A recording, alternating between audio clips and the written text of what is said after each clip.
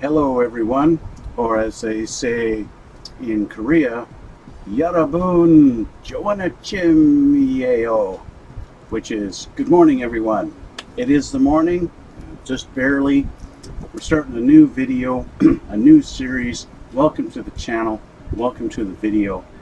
We're doing something different this week. Well, it's actually going to take longer than a week, but you know what I mean. This is a whole new thing. What are we doing today? We're doing this great big honking thing right here. Boom! This is the, I can't even fit it in my camera. The Sazabi. This is the, it's a Gundam, okay? It's a Gundam. It's made by Bandai. And this is the Master Grade Sazabi Verka edition. If you guys know anything about Gundams and you know anything about Master Grades, you know that the Verka is a special edition kind of thing. Kind of an amalgamation of this guy's name that has kind of reimagined the Gundam stuff. And they kind of just put more detail, more parts, definitely more parts. And yeah, so we're starting that today. Because, you know, that's the way things go. So, typical Gundam build. Do I need glue? No. Do I need to paint the parts as I go? No. And that's kind of nice about it. Do I need different tools? Yes. I like to use my razor. I love this glass file. I am not sponsored by Gun Primer, but if you want to build a Gundam, spend the money and go on Gun Primer's website and buy one of these. Buy the kit. Comes with a little balancer that's just a sponge file stick, coarser thread on the one side, polisher on the other. This will make your Gundam kit fantastic. Thank you, Plane, for interrupting me. I'm going on too much about my little razor filing. So we're going to dig into this and we're going to get started right away. I've obviously already opened the big honking box and I've gotten rid of all the bags on all the runners or sprues or trees, whatever you want to call them. So I've already kind of flipped through this instruction manual, and typical Bandai, just about 99% Japanese, and that's fine. That's what we're expecting.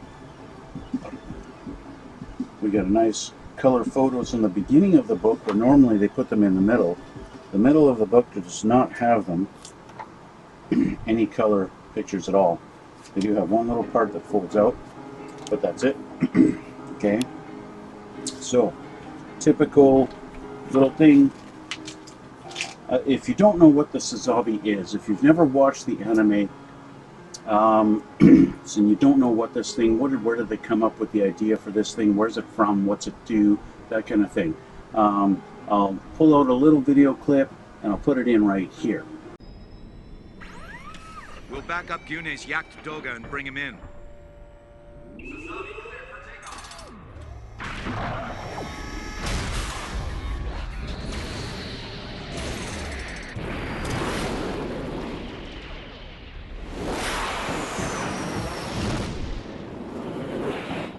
Okay, so there you go. That's kind of just a little introduction of what the Sazabi is. Okay, so typical Bandai, they show you all the runners right at the beginning of the book. Typical model book instructions will show them at the back, but Bandai gives you them right up front. Okay, and there's a lot. What we got? 4, 6, 7, 9, 10, 11. 14, 17, 18, 19, 22, 3, 4, 5, 25 runners, or 25 sprues. That's a lot. And it fills the whole box. The whole thing's full. Okay? So, fun stuff. Fun stuff. So I anticipate little tiny colorful nubs everywhere, because when I cut them off, they go pew all the time. Pew, pew, pew, pew. They just disappear on me. They fly away. Okay. So, the first thing we want to do is we're going to start on the body. That's the center of it here. Okay, now this is going to be a difficult one, because normally on a Bandai kit, as you start a section, it will show you beforehand. If I pull this down here, it will show you like up here or something like that, exactly which sprues you need. If you need the A, the D, the F, the K, the L1, and that's what you need for this section. And it gives you that nice simplified instructions. And I'm not seeing that here. So this is the body. Next is the head. But again, they're not telling me what sprues I need. So you have to go searching. Okay. Just like you would for a regular plastic model kit. That's not the end of the world. Not a big deal. So luckily I kind of went ahead of, before I started filming this, taping. Can you tell what year I was born in? Before I started recording, I went through and just kind of gave a little glance. I know I need M, A1, F1, T, R1, R2, D, can't forget the D, I, did I say M already? F1, yeah, B1, kind of just give a cursory look over what ones I'm going to need and pull them out of the box. And I got them here. So what I did is I just took a piece of masking tape. I know now Bandai, they're nice enough to etch the number on the tree, see, like right there, right? But I went and did that, taped it anyway, B1 on both sides, B1, and I've done that on each one just to, so that when I go and I reach for it, I can see from afar where to look to find that. Because sometimes in these, especially in the darker colors, like say the black, when they're piled up, it's kind of hard to see. You can't see that there's a D in there. You can't see the D, it's hidden. Oh no! But yeah, so the tape is going to just have it pop out visually and help me to see. So that being said, these are basically the parts I'm going to be needing off of these runners as we begin. So starting right here, we need M, so I'm going to leave the M here. B1 really stands out being the only yellow. Oh no, there's two. There's B2. B2. The B tree is very yellow. It's really just accent colors. It's kind of tempted to maybe spray paint this with just, I don't know, to give it a more metallic yellow kind of look, if that makes any sense. Just so not so cartoonish, I guess. But then, you know, that can come later with weathering and panel lining and stuff like that. I'm kind of getting ahead of myself a little bit. Some really nice big parts on this thing. Anyway. So, what do we need here? We need to change glasses.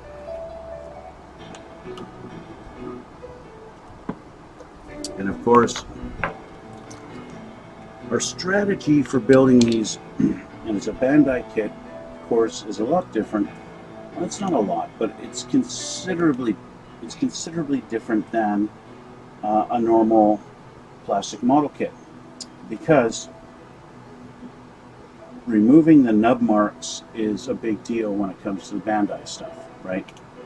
So I mean, nub marks are a problem of any modeler. They're the bane of the modeler's existence, right guys? Like, yeah.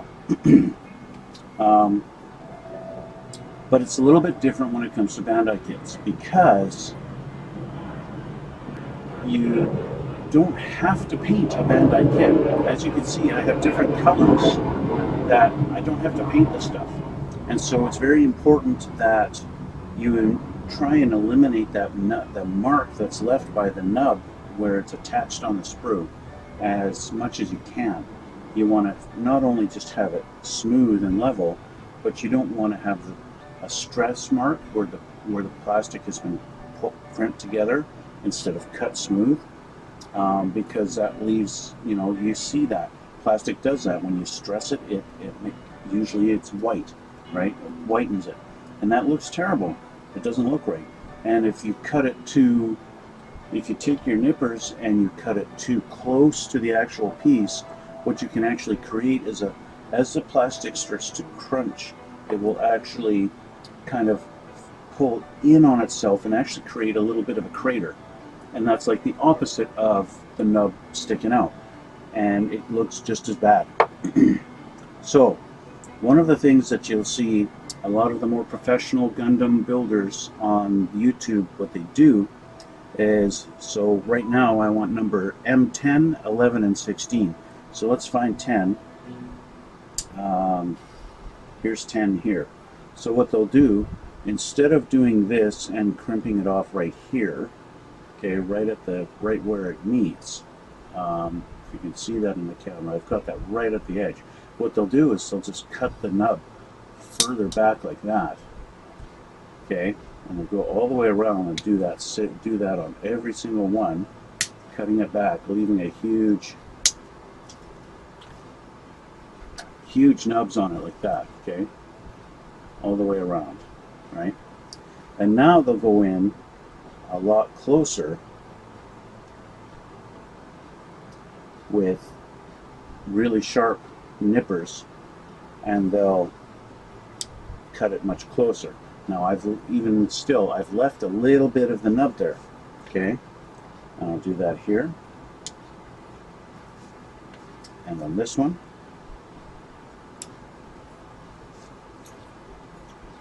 And just to show, so you could see right there where the plastic has been stressed.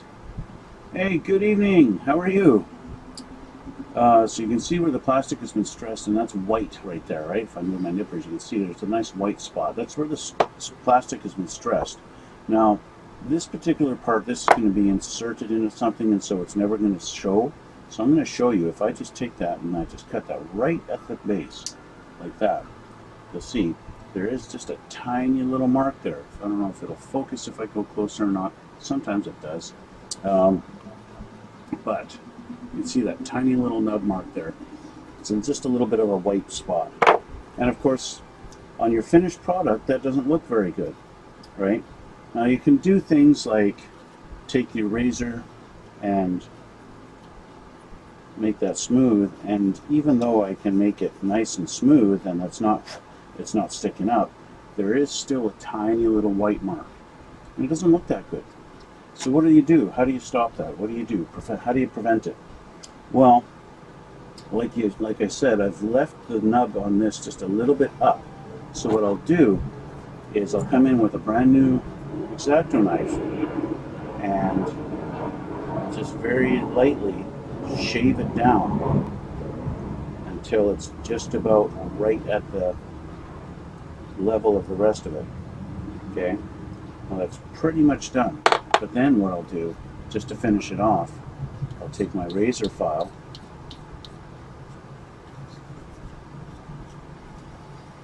and this way I have smoothened that nub down to where it's almost non-existent, and you can not even really see, can't even really see that there was a nub there in the first place.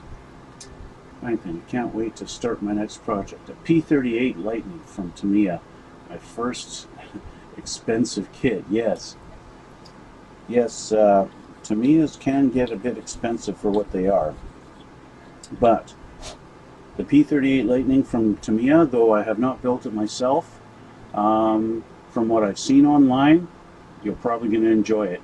I've heard it's a very good, high-quality kit, and yeah, I don't think there's any complaints. I think some guys would even argue that the P38 could be Tamiya's best kit that they've ever made. So from what I've heard, you're probably going to have fun with it. So I just cleaned up this particular nub mark on here, and so that's pretty much gone completely. I think I got one more right down here. This is going to be right on an edge, and so it's going to be a little less important to really remove it. You want it smooth, of course. You want everything to fit together nice and cleanly. So there we go. There's that one done, right? That's the most time-consuming part of building a Gundam kit, okay, is doing the cleanup of the nub marks, because unlike a normal model kit, you basically build these things and you don't really paint them. M16 is the other piece I need. That's this guy here. This is just an internal piece, but it's never going to be seen, so it doesn't really matter if my nub marks are showing on this one. I still want to make sure they're cleaned off nice so that everything fits together, but how it actually looks, if it's got that little white stress mark, doesn't matter at all. And that's kind of the beauty of these internal ones. All you do is just make sure they're smooth and they're going to fit right. These other pieces, that's another story. We want to trim them down so they're close, like that. Like that. This one's already pretty close. Come in with a knife, cut them so that they're level, or very close to level.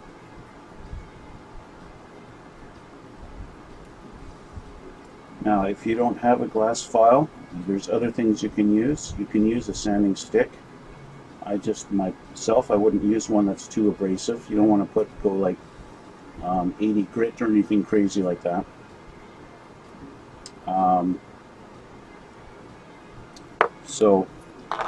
But I find the razor file is just, it's my magic tool that works the best. And you can use the razor on a regular kit, like, you know, the P38 Mustang. If you want to get nice, clean nub marks removed, this razor file really freaking fantastic. It even works on those. It's not just for Gundam kits. It's any plastic kit at all. This thing works fantastic. So now we've got them cleaned up, we're going to put them together. And so it looks like we have, how is this going to sit? Like this, and this guy goes down in here. Like this. Upside down just for seeing. And then they go together.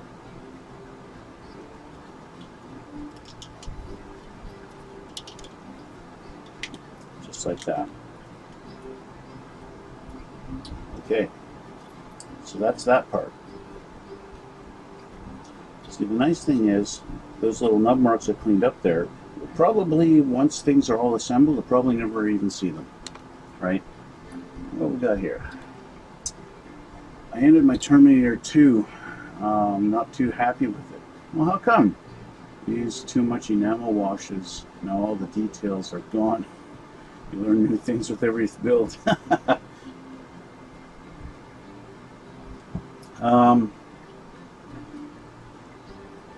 Did you paint it in enamel, or did you paint it in acrylic?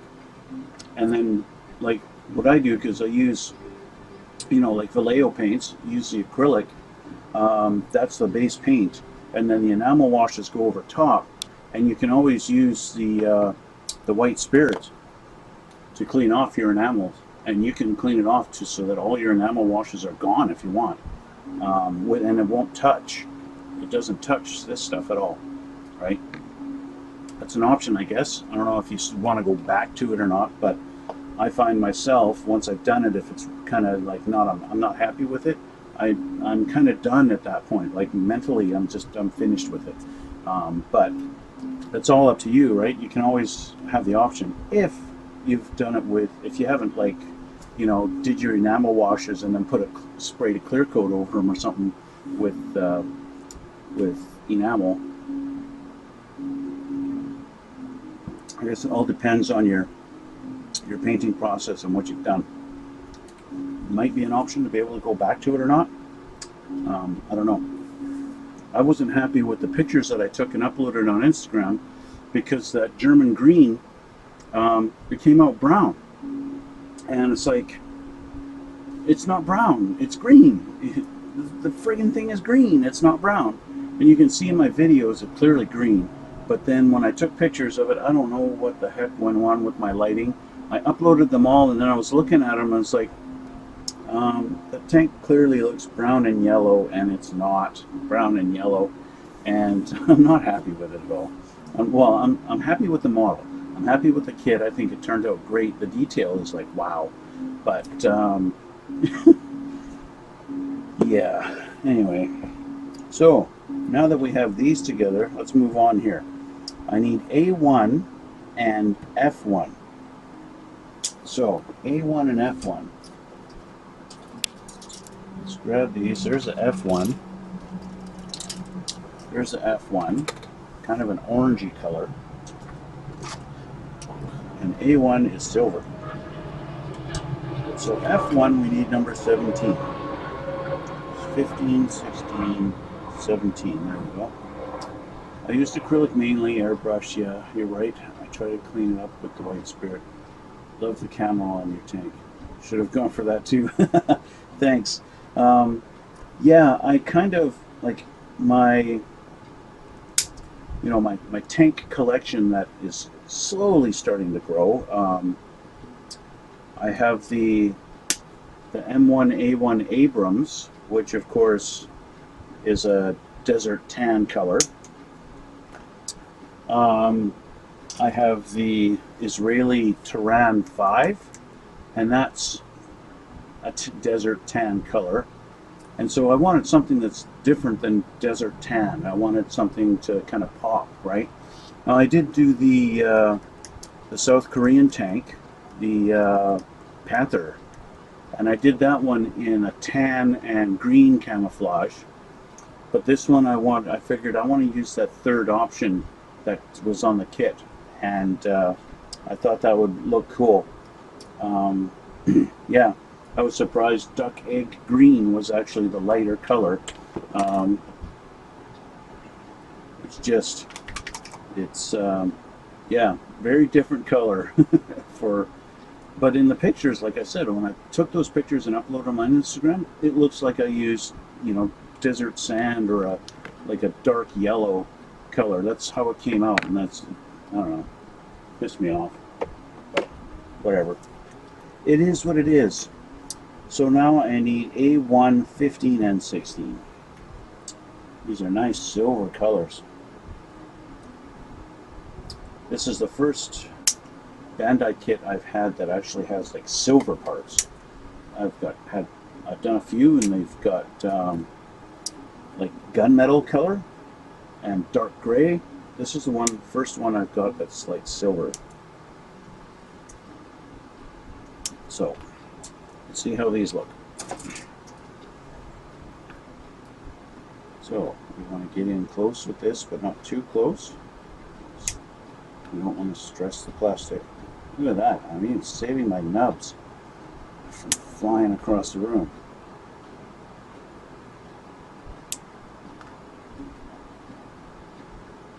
And this ones I cut pretty close because these two are going inside and I won't see them.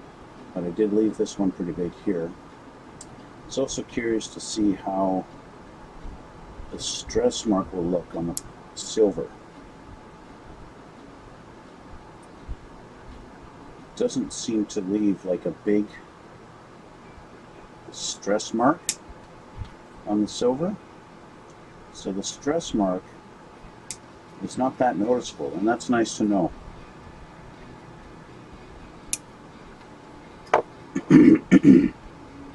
Okay, so get these close.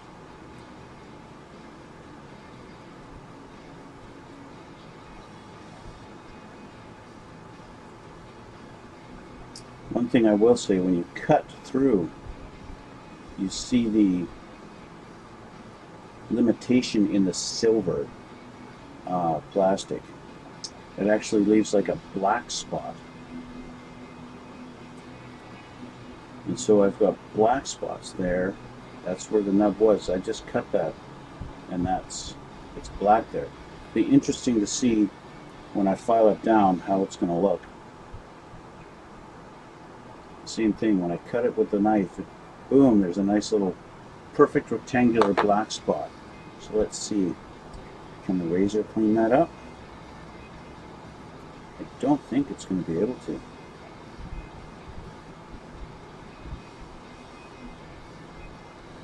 I don't think so anyway.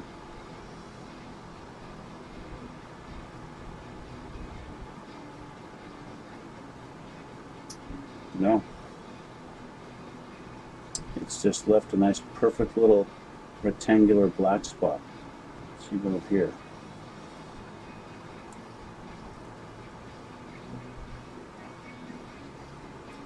So this might be a lesson to be learned by me.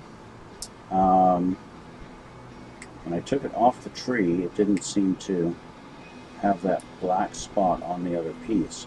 But as I trimmed it, as I cut it down, maybe I need to cut it down less and use the razor to get it to its final flush spot. Where does your passion for Gundam come from? I'd like to try one in the future. These things aren't cheap. Yeah, I found, well, I actually, there's a buddy of mine who's considerably younger than me, and he loves Gundams. And for me, knowing what the Gundams are and that they're an anime that comes from Japan, and they started out in like the very first one is from like 1979 or something like that, when it first came out, but it was never introduced into the US until like the mid 90s. So by the time the 90s came around, there'd been like 3 or 4 Gundam series and stuff like that in the animes, and all kinds of Gundam kits being produced and made and stuff like that, but never over here, never in the West.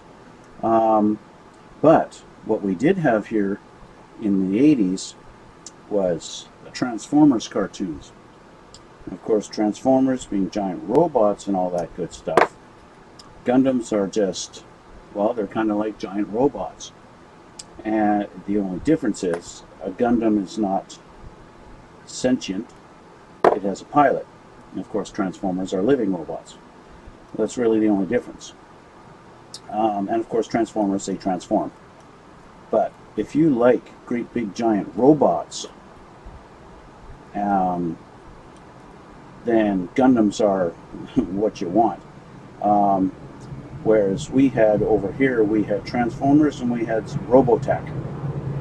And that was it. Japan had Gundams. So, my friend being totally into Gundams, I thought I'd check them out and see. And having built a few Bandai Star Wars kits, well, these Gundam kits are also made by Bandai, so I figured I'd give it a shot and try one out.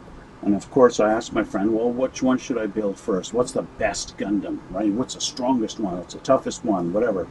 And he said, just start with the very first one. The RX-78-2, that's the original Gundam, that's the one you should build first.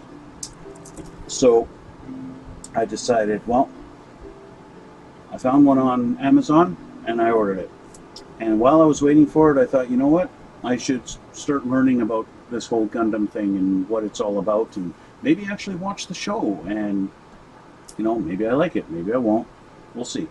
And so I found the series online, the original series, and I watched it, and it's entertaining. It's a pretty decent series. Yeah, it's dated. It's definitely, you can tell it's was made in the late 70s and has that kind of a vibe to it. and the technology that they're saying is supposed to be the future is kind of like, maybe not, right?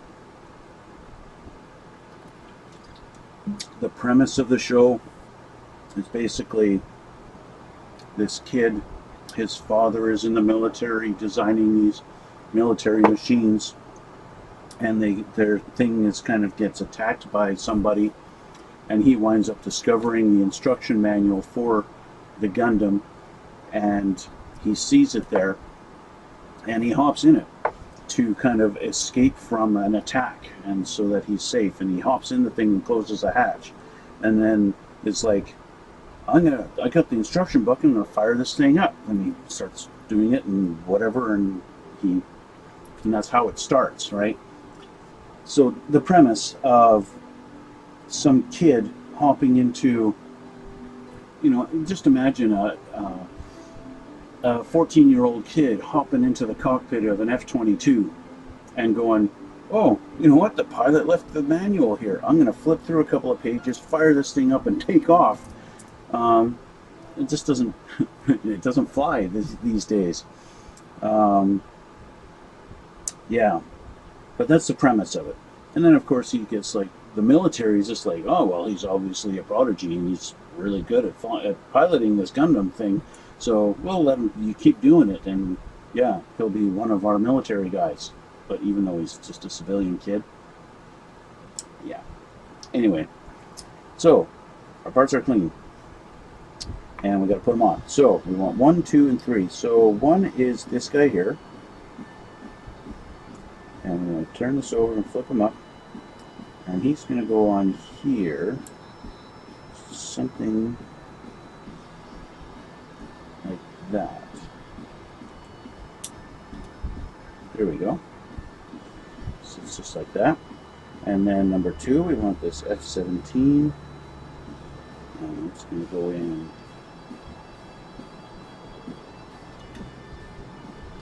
Is that right? Yeah.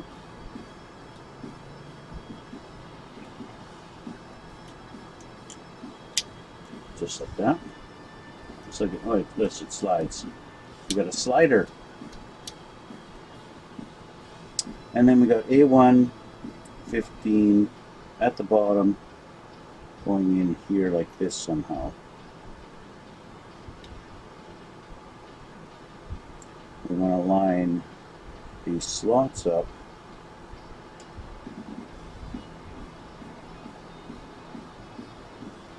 like that. So just like that. I'm going to have it lined up everywhere. Tight fit. There we go. We're in. Just like that. It leaves that little bit of a room for this to slide down, and then it touches. So what that is all about, I don't know, but eventually we'll find out. That's that. Okay. So now I want to get to the M tree again. We want 8 and 9. It's these 8 and 9, these two guys here. You can already tell I care about that spot. I do care about these.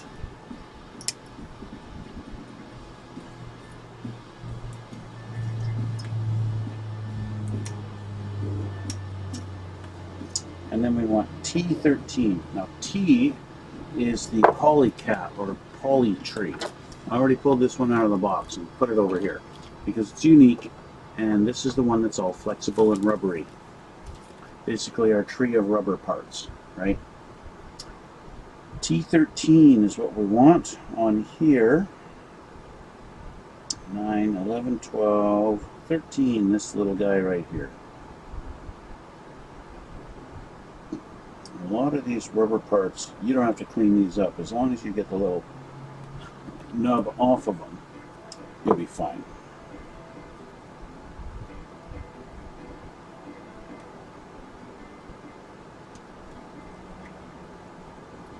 So like I said before, the one thing that's going to take the most of your time when building a Gundam kit is cleaning up these nub marks.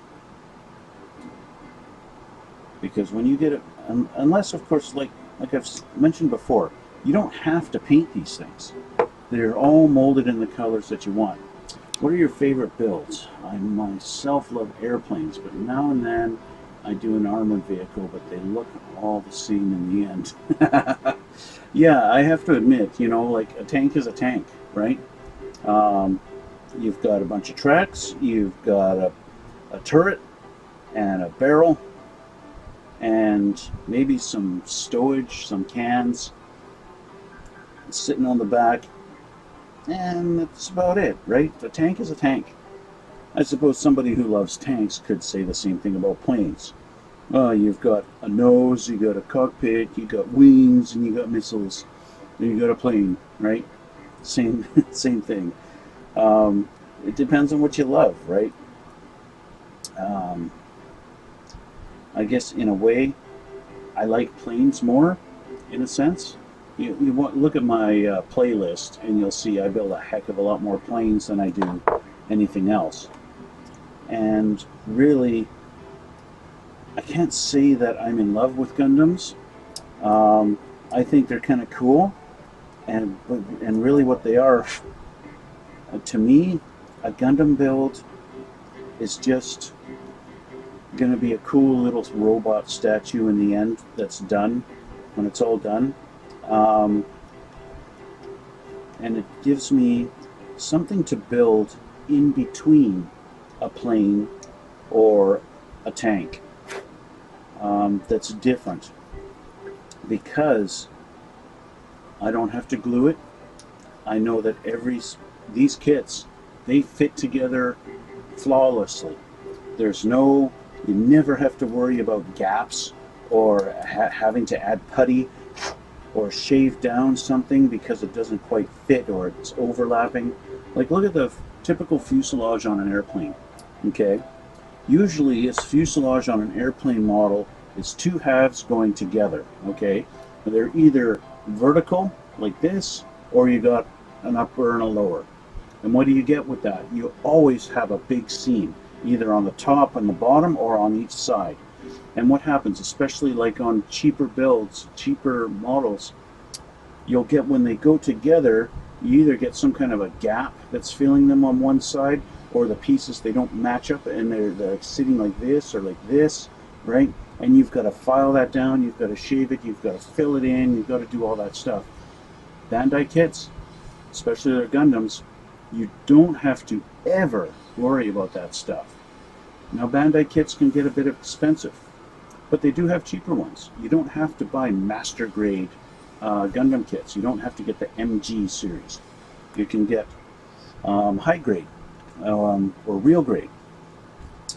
From what I've heard, now I only buy the master grade kits because I want bigger ones, right? I don't want the little ones. So I tend to buy the master grade only. From what I've read, though, a real grade or RG kit, that line gives you the detail of a master grade at the size point of a high grade. So they're a little bit smaller, so they take up less shelf space, if that's a concern. But you get the detail that you would get in a master grade kit. That's what I've heard. Now, I can't say from personal experience because I haven't actually bought any real grade ones. So, but that's an option, right?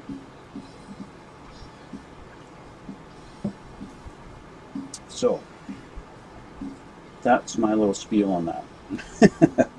Okay, so we're going to take M8. This guy here has a nice big cup, and this guy's going to go inside. Now, it looks like, oh, they're just pointing out that this has to go down. So that slides right in there. And then these two pieces go together. Like this. Just like that. And you see what I mean? Like it's just pressed together, but it's tight enough. Don't have to glue it. But if I really needed to, I can pull it apart. That's one thing that's cool about these Bandai kits. And if you're going to drop them, they're okay. Okay, so we have this, and we take this guy with this little thing, and where does it go? Looks like it's going to slide in there.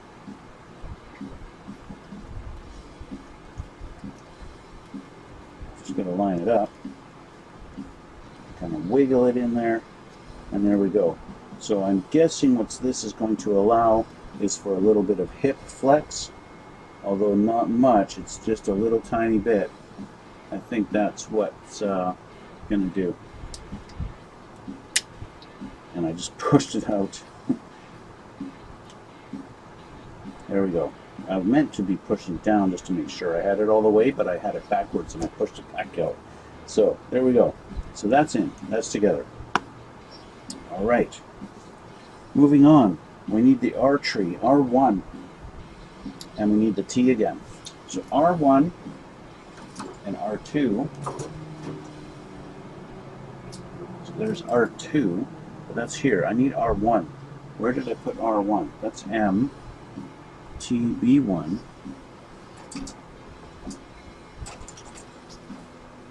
R1.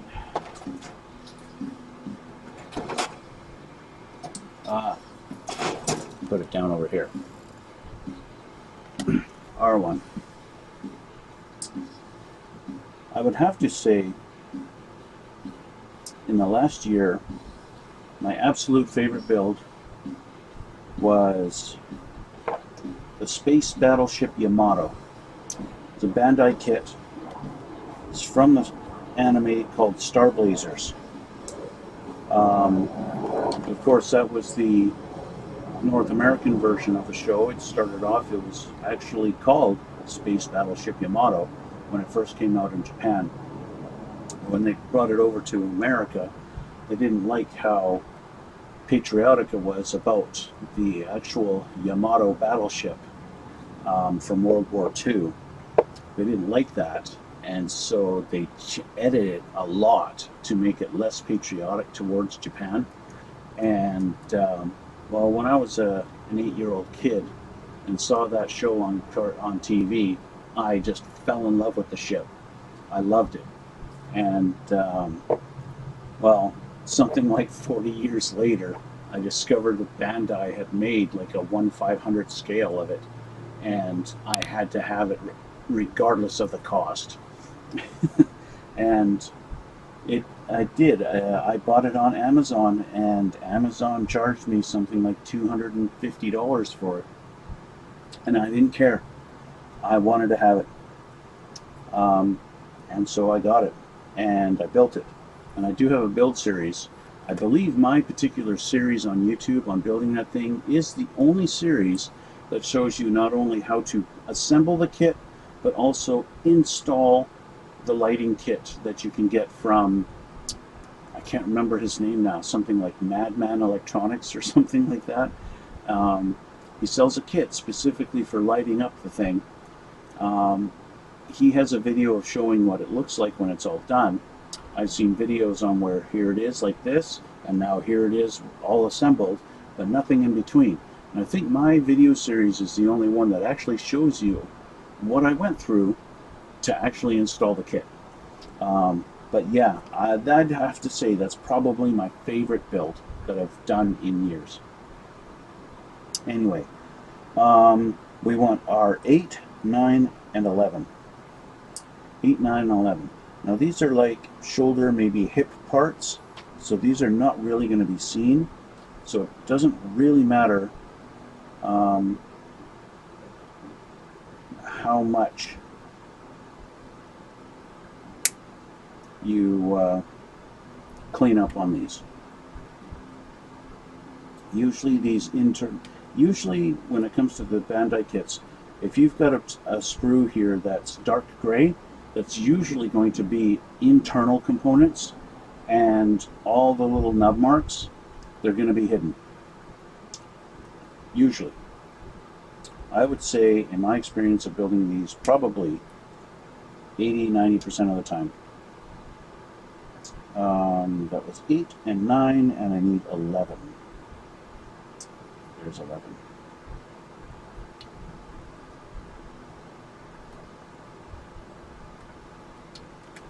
Okay, let's put you down here. What sort of Gundam would you recommend, like a first build? The bigger ones or a smaller one? Are there difficulty levels?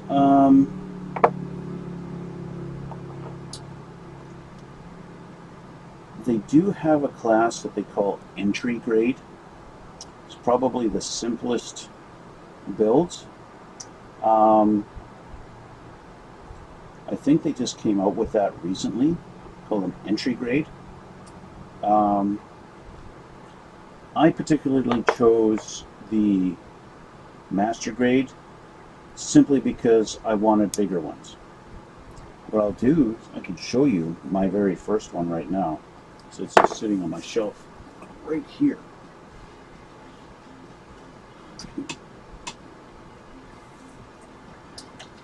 This is my master grade RX-72, or RX-78-2. This is him here. It doesn't come with this cage. This came with the unicorn.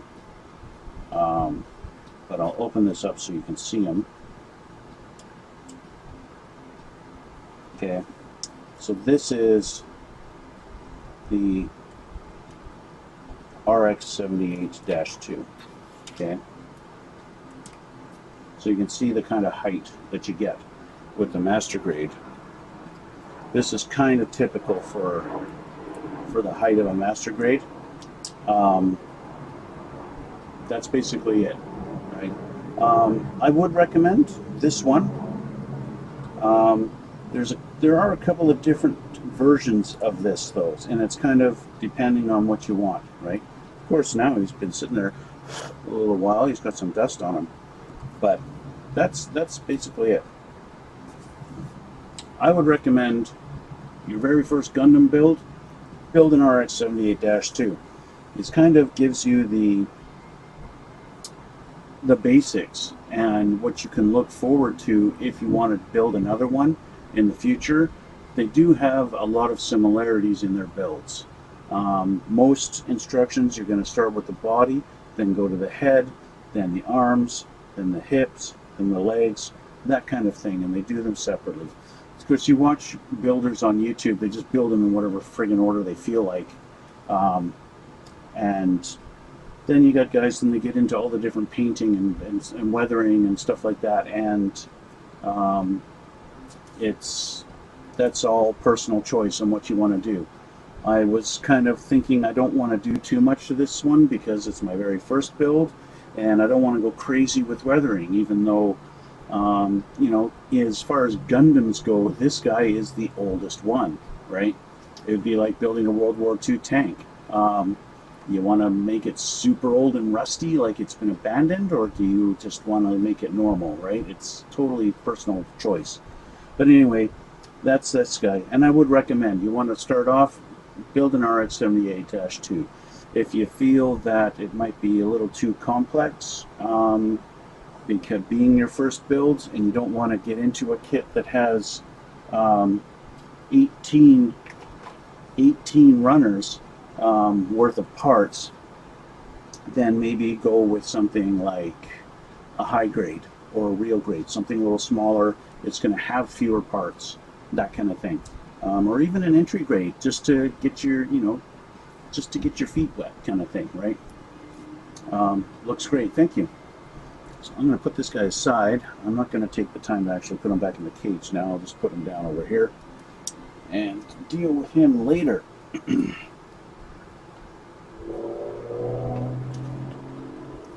Okay, so let's get these things cleaned up here.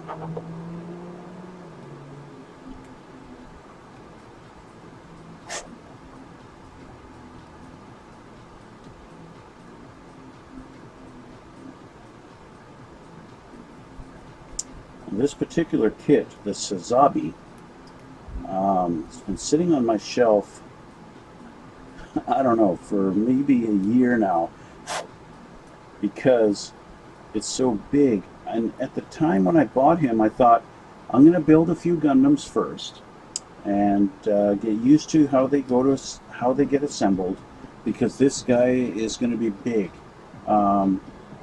And it's not only going to be big, but he's a version that they call Ver-Ka, okay? And that all that is just, there's some guy that I think he works at Bandai, and he kind of designs his own versions of these things that have more detail to them than a normal Bandai Gundam kit, right? So I was kind of like, I'm going to save this one until like a long time, until I'm ready to finally tackle this one. But the box is so big, it's taking up so much real estate on my shelf that I didn't have room for anything. So I kind of have to build it. I gotta get this thing done. Because when he's done, he's gonna be a quarter or a third of the size of the box. Need to go now. Thanks for the chat and advice. Speak to you soon. All right. Well, you have a good day or evening as it may be, and we'll talk to you later. All right. So I'm going to put these together. R1 and R9 and R8 go together, and they're going to go like this. And I want them both up and down in their configuration. I am doing this right? Yeah. Snap, just like that. And then it just simply goes on this guy, like this. There's one. I'm going to do another one, but we need R12.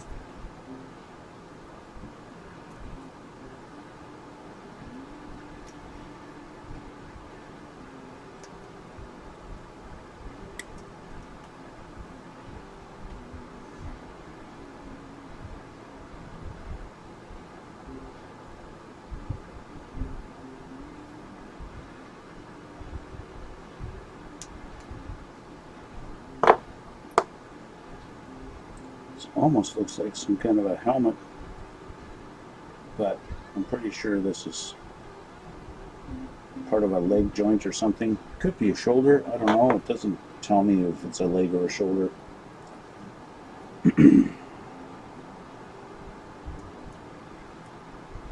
But that's the way it goes. So take this guy. Doesn't look right.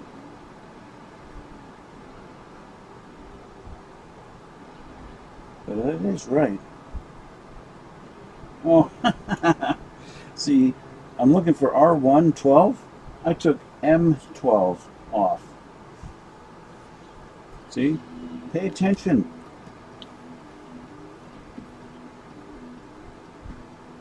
There it is.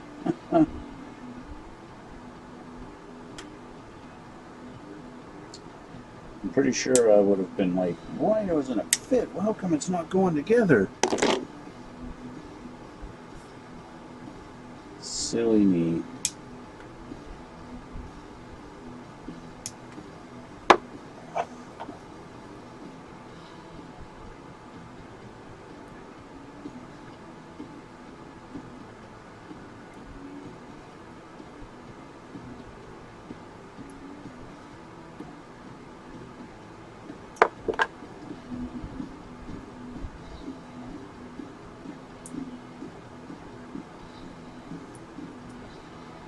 I don't know. See, some of these things I have no idea what kind of visibility they have, as in, can you see it when it's all done? I don't know. So what do they want me to do here? They want me to rotate this thing down and then slide this in here like that. Okay. And they want me to take T14, so we grab our T tree again here. Find number 14. It's this guy here. And what's nice about these is sometimes you can just rotate them and just keep turning them until they come off. And there's nothing really to clean up. So then T14 goes over the ball.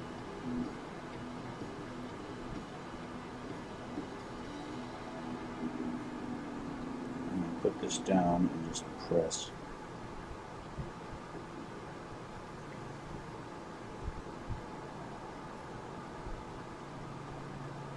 There we go. Okay, so this one's done. So now we're going to work on R2 and build another one of these. Okay.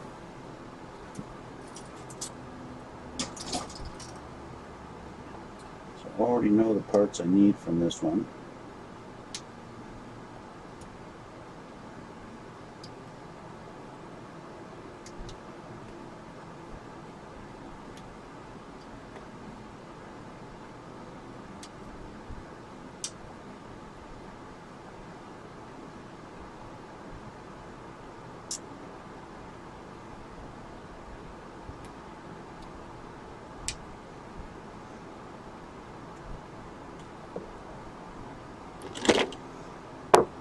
Okay.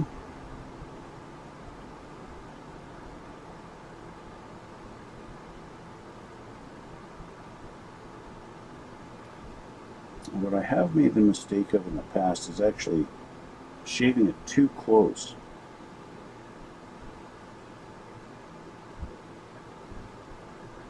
And that just doesn't look good when it's all together. But I have been fortunate enough that doing a little bit of weathering on it can hide those little imperfections for the most part.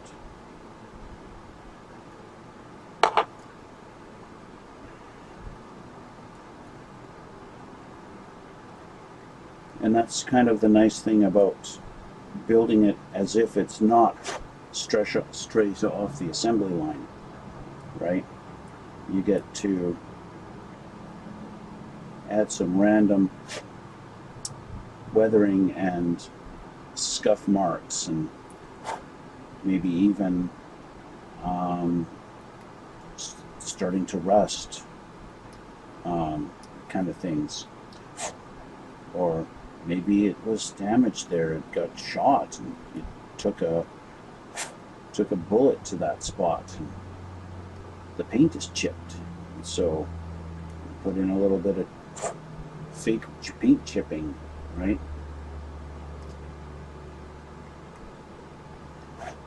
Whatever you feel like. That's kind of the beauty of it, right?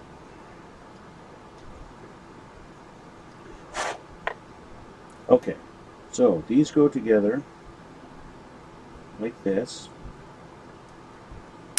snap together, and we're going to take this and we're going to put this guy on, and he goes like this, and then we rotate this down like so, and then this goes on here. And then we take another T14.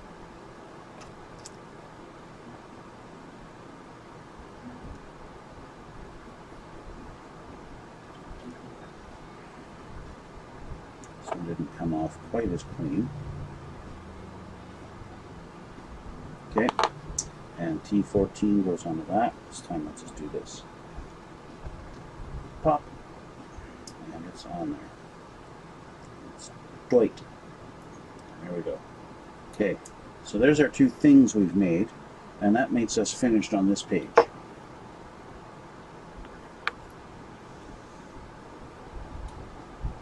So it's going to be interesting to see if these nub marks here and here are going to be visible once things start getting assembled. The third black spot is actually wound up top here, and so I can't see it at all, but we'll see. Let's flip our page here. Let's get rid of my shavings, and we will flip our page. Bear with me a moment here.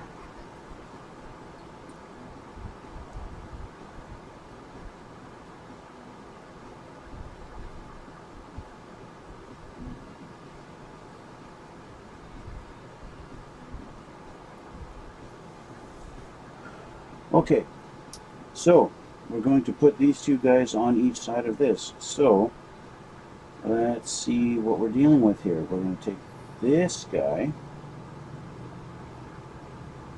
And he's going to go in like that. So this poly cap, it'll rotate a little bit, 90 degrees. So this little tab here and this tab here, they're going to go in there and here.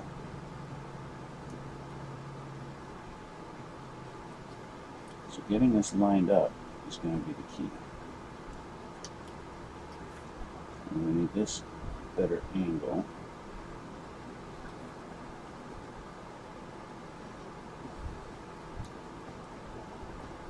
Just like that. It is kind of loose.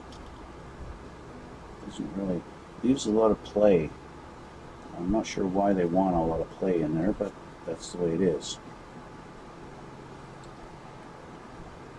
I'm going to do the same on this side. Just find that sweet spot.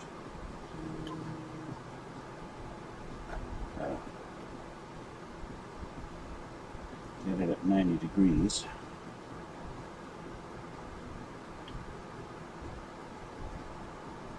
There we go. Okay, so that's together.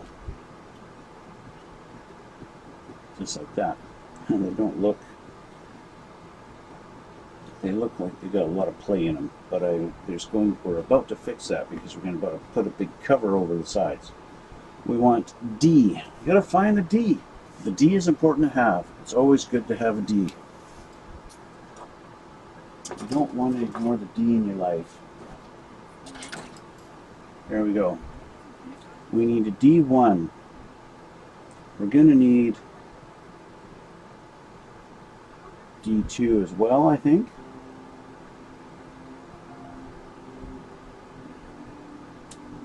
Maybe not. Oh yeah, D1 and D2.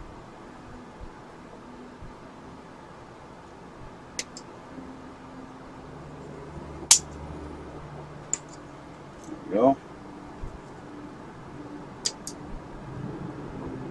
And this is D2. Okay. Boom.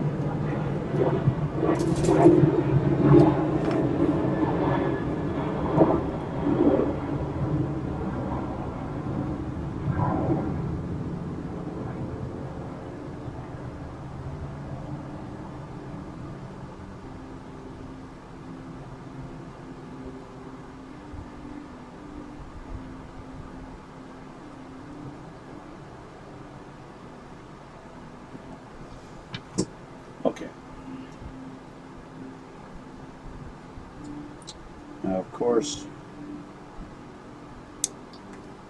black is going to show the white stress marks more than any other color. But as long as you take your time in getting rid of the nubs, you can minimize that white stress.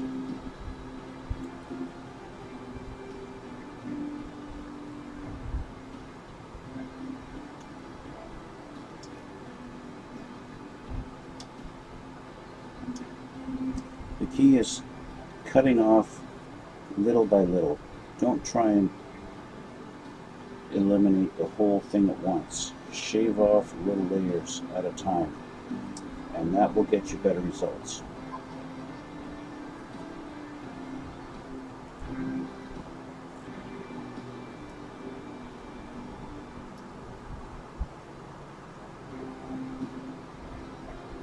And then, of course, coming in with your razor after.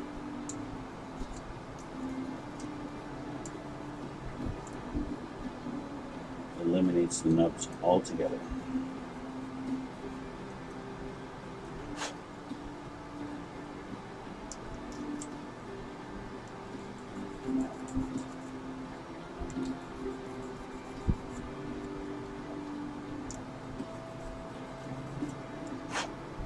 Another thing that's cool about the razor is as you're filing it, it will actually put a little bit of, I'm going to call it sawdust, around the nub, and you can, that way is a perfect way to tell whether you still actually have it there or not, because it will be outlined in the sawdust. So we're going to take this guy, now which way? This guy, this goes like this, and he's going to go on this side. And how are we lining it up? It looks like we're going to line up this notch with this guy. Maybe?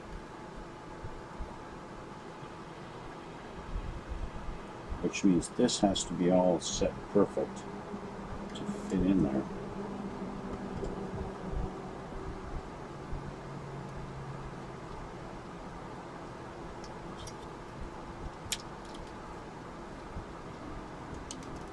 And it kind of forces this to be lined up properly.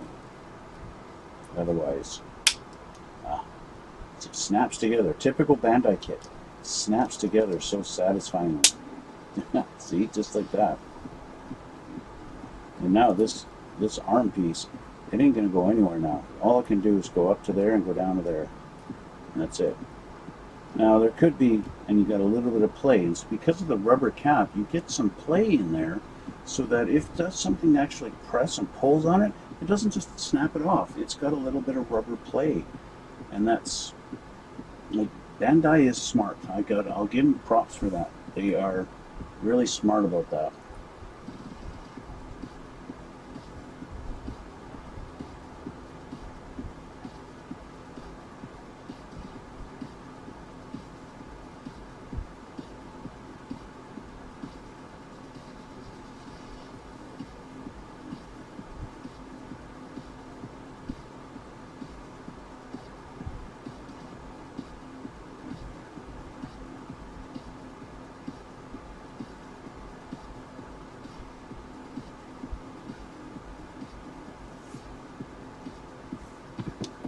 Just found out my friend just tested positive for COVID. So I've had COVID, and so they're asking me for advice on if they need to take different medication or how bad it's going to be.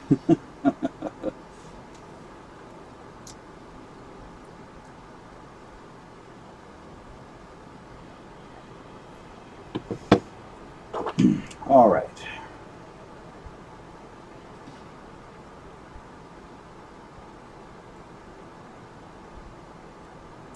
I see I screwed that one up and I put a nice white mark on there.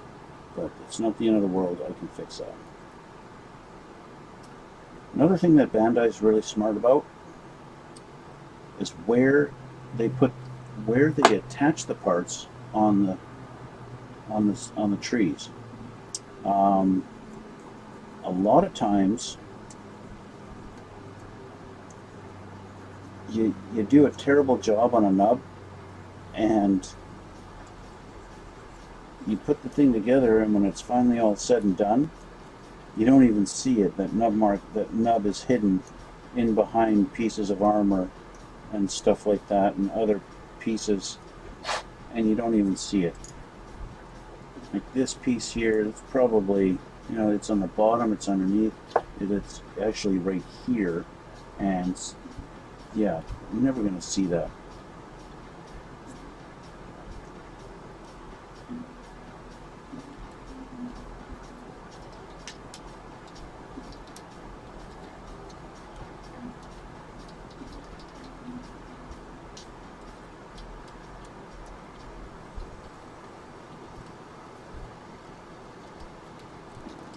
This side to snap in like it's supposed to. No snap. It's kind of satisfying when it snaps, So when it doesn't, it's like, is it really together? It didn't snap. But we still have the same motion on this arm. Even more. This one pulls forward more. Oh no, this one does too. So we got pretty good. We're gonna get some good, like, can do this and go with his arms. I don't know why I always looking at myself in the thing rather than looking at you guys. Anyway, I catch that about myself sometimes. Still wind up doing it all the time. Anyway, that's that. So we got to find M7 and M6. That's these two guys here. But first we want M7.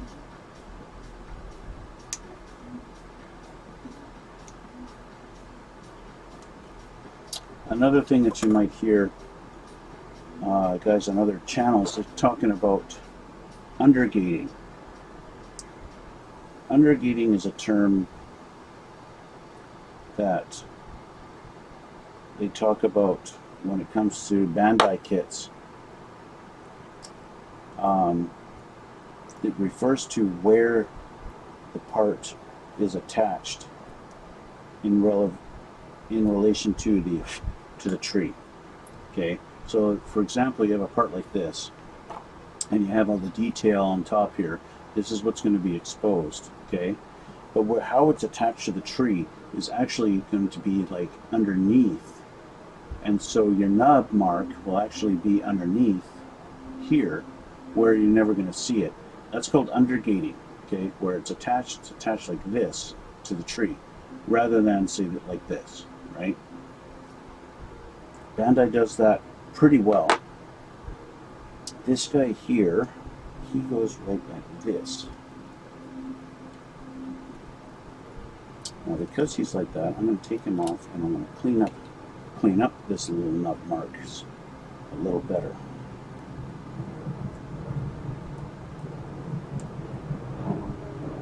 Because I can see them. Because I can see them, I don't let them.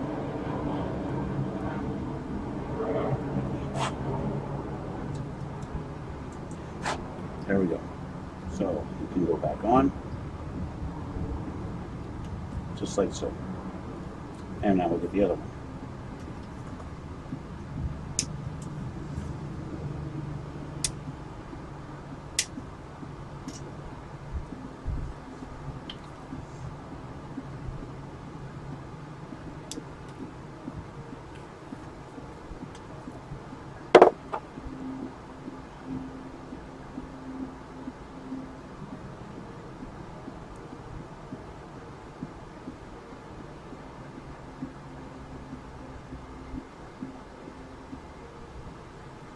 Alright, clean these up.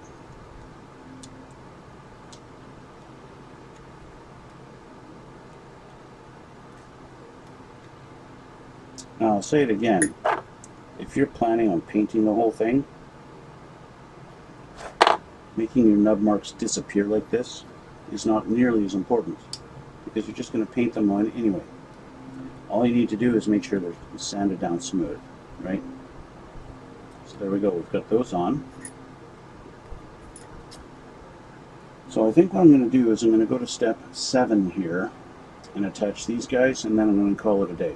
So I've already been working on this guy for a little while now. We've got a whole bunch more to do next time. So I'll add these few parts here, and then I'll call it a day. So I need I, 10, and 11. Okay. Sorry, I need I, 9, 10, 11, and 12. So I gotta find my I's. I know from looking at these before that I is red. Ah, here we go. I. And here we go. 9, 10, 11, and 12. So I 9 and 10 just come off of here and they go right directly onto it.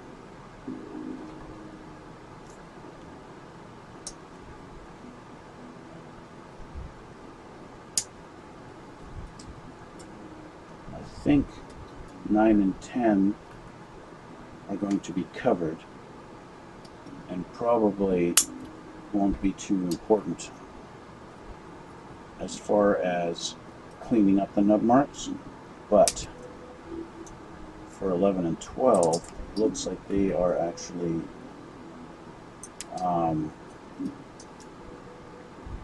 exposed outer armor pieces, and so I do want to make sure I clean them up really nice, because being red, they're going to show stress marks very easily.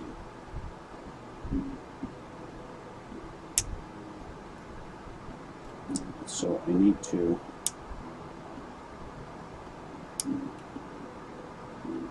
clean them up as much as I can.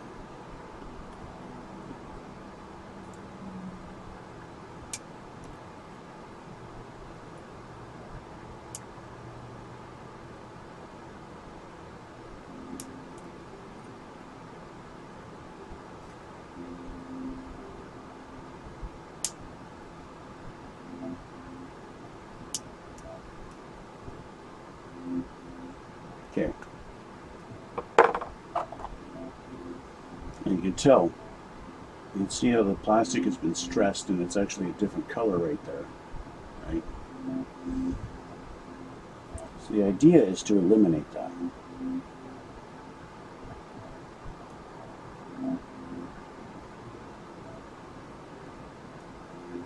So I want to cut it down, shave it down as close as I can with a knife without taking it right down flush, because I want to use the razor and get it,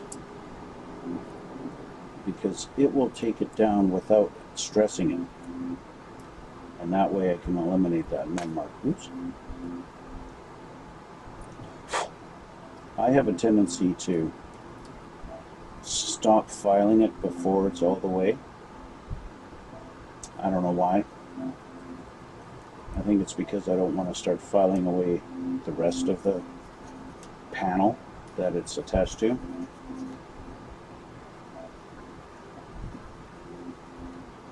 So I take it down to, you know, when I now have it this far away from me, I can't see it. Because, well, I don't scrutinize my own kits that much or that closely. So this one I left a lot, so I'm going to have to file a lot, because I want to let the razor do the job that it's designed to do, and take off tiny little amounts and completely eliminate that nub. That was beautiful.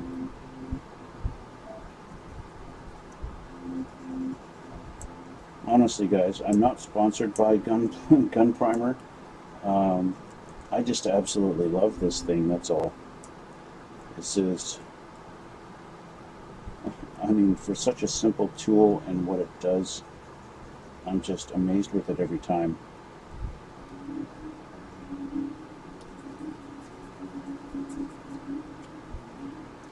And I'm not even using the polishing sponge at all to clean up my stuff.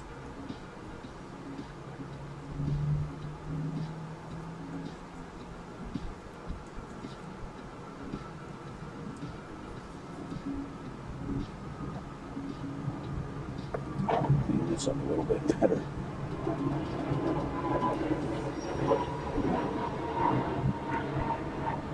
I mean, the razor's an awesome tool, but why make it take away 3 millimeters when I can cut it down to 1 millimeter?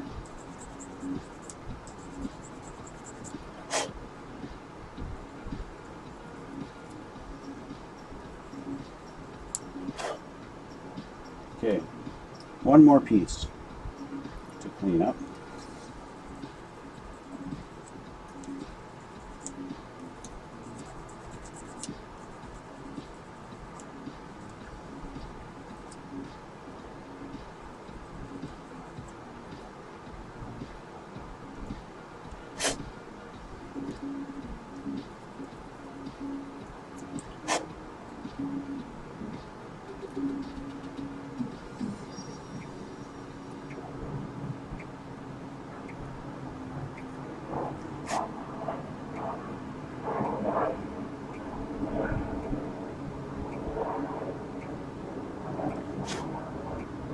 All right, final assembly. I don't know about final. We still got a long ways to go, even just on the chest piece. But we'll put these on, and we've got a couple of little accent pieces to put, but we'll do that in a sec here. So, grab our body. We want, I think, we want this piece. No, we want this piece. And that's going to go on the back here. Ooh, snaps on nice, which means this one goes back here. Snaps on nice. Good. Good fit. Okay. And now we're going to have our front chest piece. And we're going to start with, not that one, this one.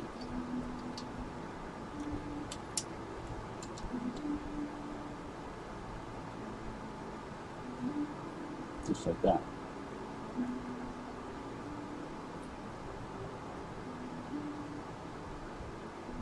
Okay. And this one goes on this side.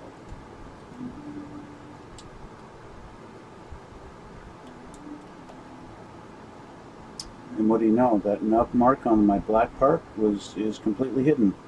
Can't even see where it was. So you can see where you start putting these things together and you start hiding all your nub marks. It's freaking awesome. But I do need M1 and 2. My last two pieces to finish off this little section.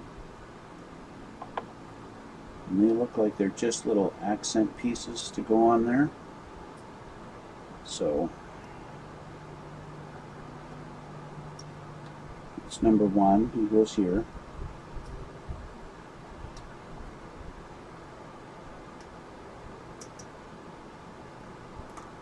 And number 2. Okay. Okay. Let's make sure we're cleaned up nice.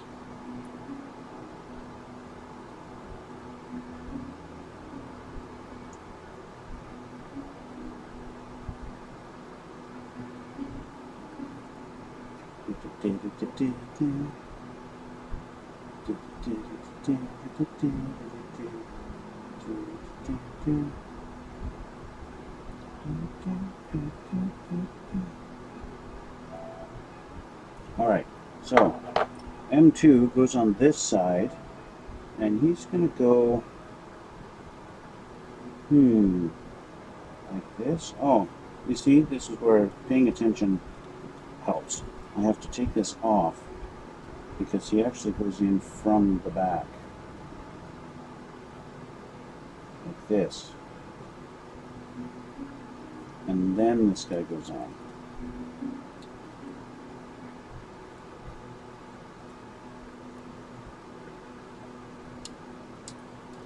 Like that. So you got these little thingies sticking out. So, take this one off.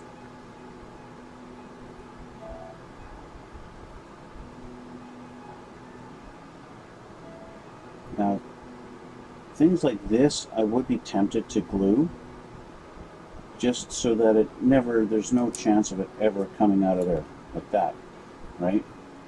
Because all it does is just kind of sit in there, which makes for a possibility if I ever do something and this piece comes loose. This comes loose, that could fall in, and then now I don't have it in there properly, and then I wind up having to take half the thing apart to get at it. Yeah, it can happen, right? I could even be tempted just to glue these two together, put a dab of glue on along here and here, just so that these never come apart, right? But if for some reason I do want to take it apart, it's nice that none of it's glued together, right? A lot of guys who do these custom things, they build the whole thing and then they pull the whole thing apart and paint it up, right? I've yet to do that, but that's what we're going to leave it for today. Still a lot more to do down here, and even a couple things on this page. But that's what we got so far for a body on this thing. This is big. You can already tell this thing is going to be pretty big. Let's compare it to the RX-78 and his chest piece. Just that this thing is just as wide as his shoulders, and this thing doesn't even have arms on it yet. This is going to be a big boy. So yeah, plus this guy, the pilot, like the pilot is inside the chest on the RX-78, okay? And most Gundams. The pilot in this guy is actually in the head, which is unique to this thing. Anyway, so that's where I'm going to leave it for today, guys. I'm going to call it a day, and that's it. So I would really appreciate it, you guys who watch me on YouTube, if you would hit the like button. I'd really appreciate that. Right down there in the middle. So it's like right there, just below my finger there. Hit that like button, please. It helps with the whole YouTube algorithm things, and gets my name out there a little bit more. Gets my videos, especially my Gundam series. I would love it if I had more views on my Gundam series. I want to branch out. I want to get into that and be known in the Gundam community as a Gundam builder. I would really like that. I understand you guys who watch me, you watch me from my airplanes and stuff like that, and not really for the Gundams. But still, that's another branch I'd like to go off and get into. But anyway, please hit the like button and hit subscribe over here too. That would be really cool. I'd love to have more subscribers. And yeah, links in the description box to my Twitch and Instagram, and you can do all that good stuff. You know, usual plug I do on every video. But that's it for today, guys. And yeah, thanks for watching. Thanks for coming out. And thanks for the chat there, Nico. It's pretty cool. Nice to hear from you. And you did a good job on your Terminator. So, with that, I'm going to say have a good day, guys. And to my Korean friends, annyeong. And yeah, we'll see you all in the next one.